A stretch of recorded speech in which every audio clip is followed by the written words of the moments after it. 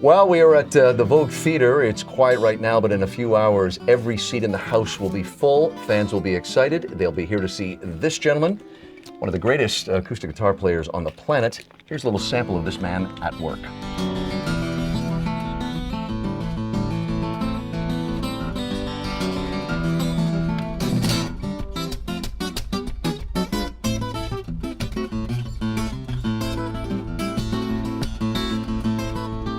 It is a great pleasure to welcome Mr. Tommy Emmanuel to Vancouver. We are talking to you, Tommy, just before your show, as I mentioned, sold out. Thank you for joining us. Thanks for having me. I know you've probably been asked this many times, but one of the things I love to do with artists, writers, actors, musicians is say, tell me the what, where, who, and when.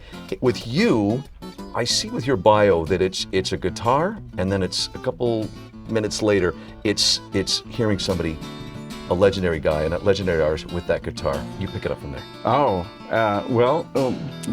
I started as a rhythm guitar player, and an accompanist for my mother, and then for my brother. Right. And you're sorry, but you're like 4 or 5. I was four. Yeah. Okay. But I didn't turn pro until I was 6. You know. Yeah. You don't want to rush that, do you? And so I was the youngest in a family band, and we played kind of surfy music and some Hawaiian tunes, some country tunes, that kind of stuff. And then I heard Chet Atkins on the radio, and I had like an awakening.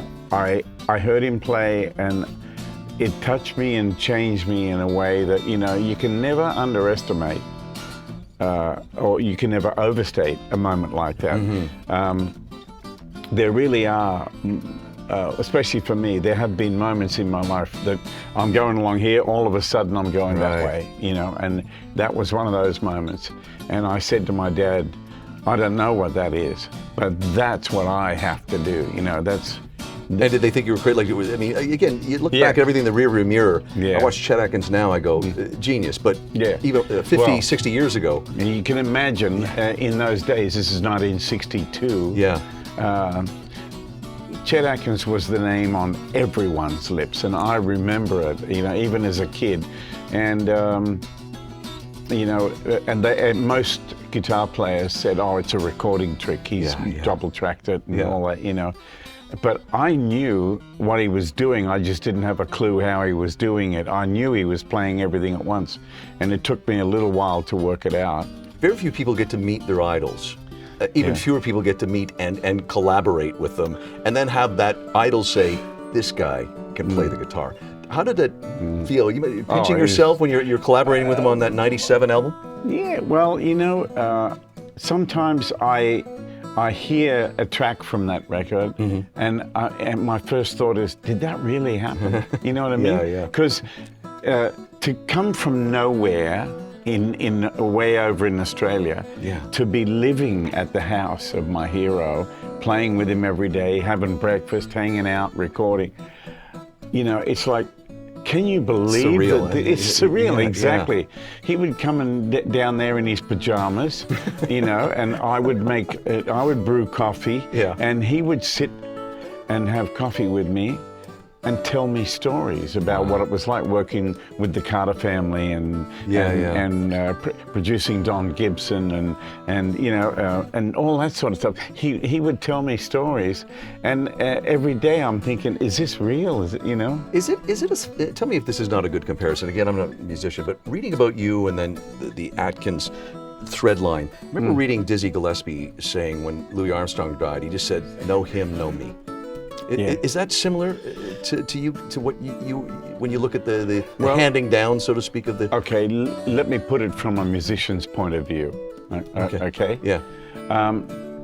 When I listened to Chet's and so much that I felt I knew him because of his music.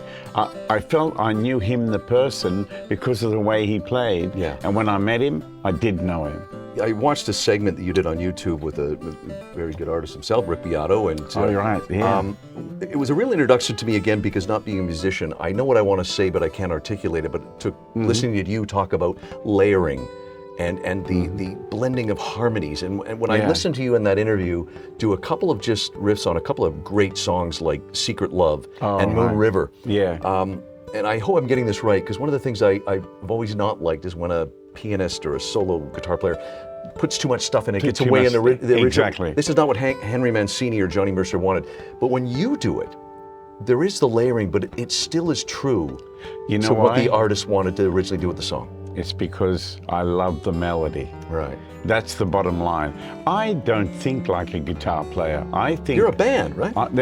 I think like a singer and a band. So I never lose the lead singer. Yeah. Never. Yeah. You know. And I don't really, I don't do things to show you how many chords I know. Right. I know nothing compared to somebody like, Joe Pass or one of those guys who have infinite chordal knowledge. Yeah. I know what pleases me, and I don't need to show anything off. What I need to do is, if I'm making an arrangement of someone else's song, particularly, say a song like Moon River, I state the melody and all that, but I also try to think a bit more like a piano. I don't go getting caught in this box here. You know what I mean? I try to think outside the box, and the things that have influenced me are movie soundtracks, movie music.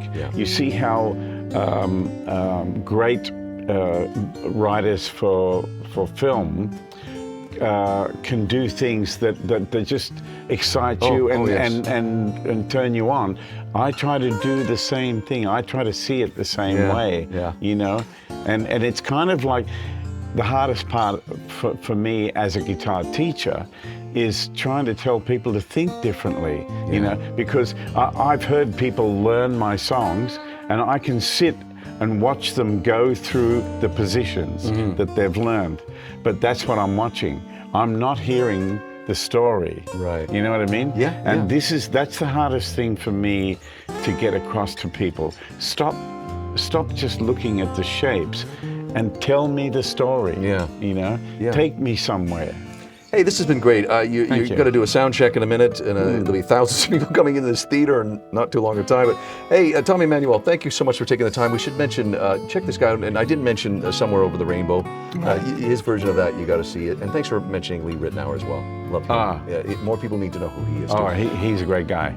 It's TommyEmmanuel.com. His stuff is all over the internet and YouTube, and doing a show here tonight. Sir, thank you. Absolute pleasure. Appreciate it. Great talking to you. Great, man.